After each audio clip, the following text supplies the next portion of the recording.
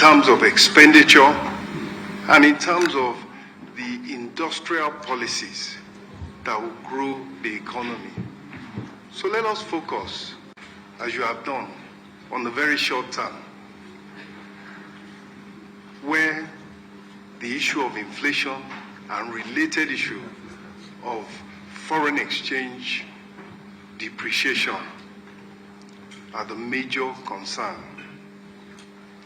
And let me say that, the senator talked also about the market and the fact that you just cannot leave things to the market. While this administration does believe that in most cases, market activity may deliver, in most circumstances, the kind of outcomes that we want, we also understand that there are contexts in which the market will not deliver the desired results. And it's the appreciation of this particular fact that has led to the intervention, the idea of intervening in the marketplace on behalf of the poor and the most vulnerable. That is the underpinning. And yes, whilst distinguished senator from, I think, Jigawa talked about the fact that there is direct payments, he will prefer productive sector intervention. The two are not mutually exclusive. In this short initial time period, as is being done in the agricultural sector, provision of food, as well as, and I will come back to the issue of production of food in Nigeria by Nigerians versus perhaps relying on imports. But in terms of the social protection, that is uppermost at the moment.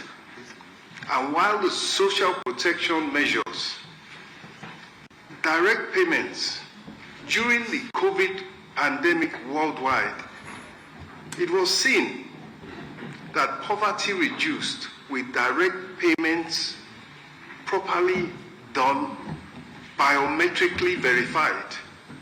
Two people left them with that choice of what was the most, where the shoe pinched the most, and it led to a reduction in poverty. It is proven empirically worldwide. So that is why that is an issue that is being looked at now in order to make the whole process more effective. And the commitment is to, as soon as possible, to resume the social investment program and the safety net for Nigerians, particularly at this time. And I will use, as you said, having the privilege of being the coordinating minister, I will use that to also say that whilst my colleague, my friend, my brother, the CBN governor is here, I will speak a little bit, given that it's important for us to understand in this period of reform that it's imperative for the government to have a clear direction. And in this regard, of course, Central Bank is working to deliver a foreign exchange market that is transparent, has rules and processes, and captures all but perhaps the smallest transaction. Is another type of intervention. It's important at this time that we design interventions that avoid, at this period of reform and vulnerability, market capture, state capture. Those with the power and dominance of markets should not be allowed to use that to profit unnecessarily. And therefore, it's a role of government to put in place structures that avoid that. And in some circumstances, intervention is even more, shall I say, discreet or subtle. the deployment of moral suasion, where persuasion is used to dialogue with major operators and major actors. And you know, it is the government that will decide at any given time which is the best lever to use. So in the short term, the commitment is to face the pains of Nigerians and to do everything that can be done to ease those pains. And of course, on the foreign exchange side, to achieve stability. But I can assure us here that in the medium term,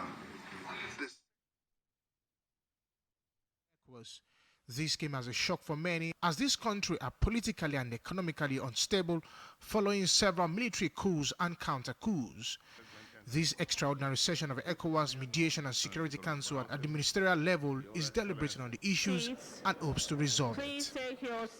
It is the will of the people of ECOWAS to move away from democratic principles, to move away from transparency, to move away from popular participation in governance. This is what ECOWAS stands for.